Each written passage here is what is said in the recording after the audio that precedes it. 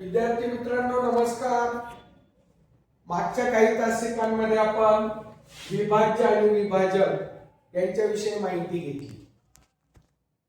संख्येच्या विभाजकांवरून संख्येचे काही प्रकार पडतात. संख्यांचे प्रकार शिकण्याच्या अगोदर मागच्या तासिकेत आपण विभाज्यतेच्या कसोट्याही शिकलो. या सर्व अभ्यासावरून आता आपल्याला पूर्ण समजलेलं आहे की विभाज्य म्हणजे काय आणि विभाजक म्हणजे काय.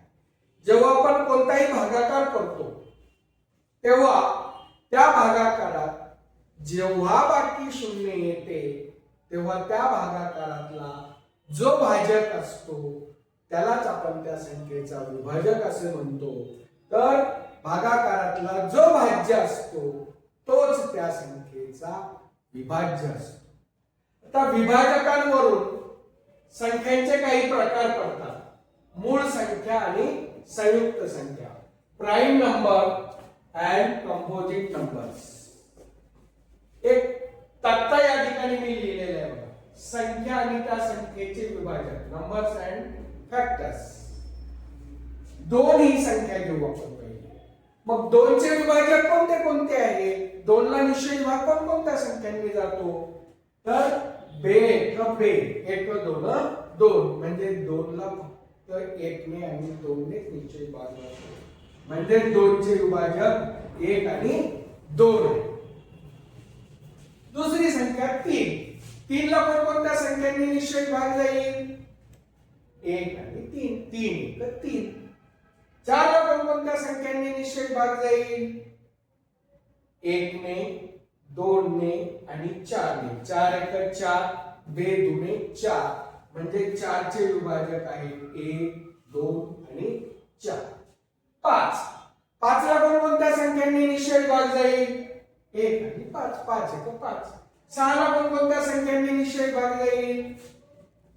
एकने, सहा. सहा एक सहा म्हणजे सहाला एकने आणि सहाने निश्चय विभाग जातो.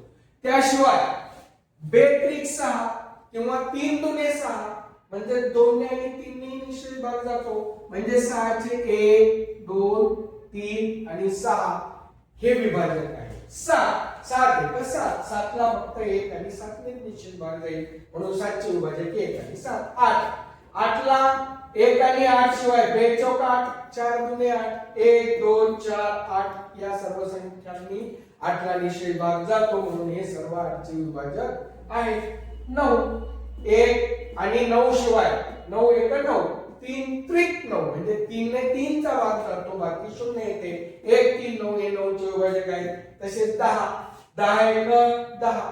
नंतर बे पंचे दहा किंवा पाच दुने दहा म्हणजे दहाला एक, दोन, पाच आणि दहा यांनी निश्चय विभाग जातो. म्हणजेच या संख्यांना एक आणि ती संख्या याशिवाय आणखी विभाजक आहेत. चार विभाजक आहेत, दोन पेक्षा जास्त आहेत.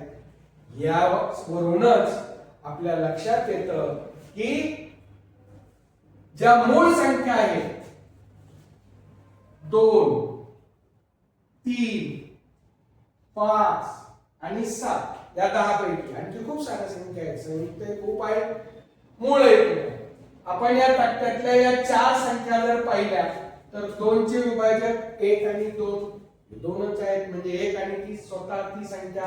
तीन एक आणि तीन एक आणि ती स्वतः ती संख्या. पाच एक आणि पाच एक आणि पाच म्हणजे ती स्वतः ती संख्या. सात एक आणि सात या सर्व संख्यांनाच म्हणायचं मूळ संख्या. ज्या संख्येचे एक व ती संख्या असे दोनच विभाजक असतात ती मूळ संख्या असते. त्यालाच म्हणायचं prime numbers. A number which has only two factors, one and the number itself is called a prime number. मग या राहिलेल्या संख्या कोणत्या? तर संयुक्त संख्या. मग यांना संयुक्त संख्या का म्हणायचं आणि यांना मूळ संख्या का म्हणायचं? तर 4, 6, 8, 9 आणि 10 या संख्यांचे विभाजक बघा. दोन पेक्षा जास्त आहे का? 4 चे 3 आहे, 6चे 4 आहेत, 8चे 4 आहेत, 9चे 3 आहेत, 10चे 4 आहेत. म्हणजेच ज्या संख्येचे 2 पेक्षा जास्त विभाजक असतात ती संयुक्त संख्या असते. त्यालाच म्हणतो आपण composite numbers. Number which has more than 2 factors is called a composite number.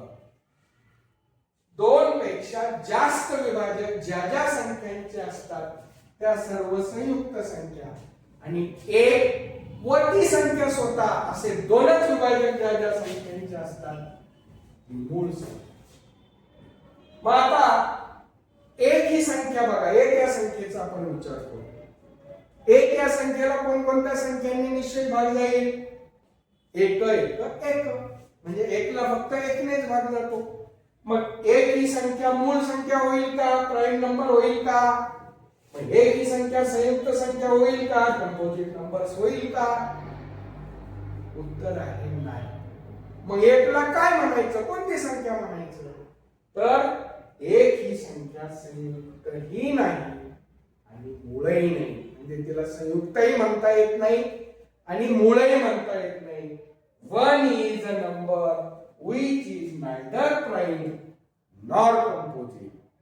यावरून संख्येचे प्रकार विभाजकांवरून आपण पाहिले की 1 व ती संख्या असे 2च विभाजक ज्या संख्येचे असतात ती मूळ संख्या म्हणजे प्राईम नंबर्स. 2 पेक्षा जास्त विभाजक ज्या ज्या संख्येचे असतात ती म्हणजे संयुक्त संख्या म्हणजे कंपोजिट नंबर. आणि 1 ही संख्या मूळही नाही, संयुक्त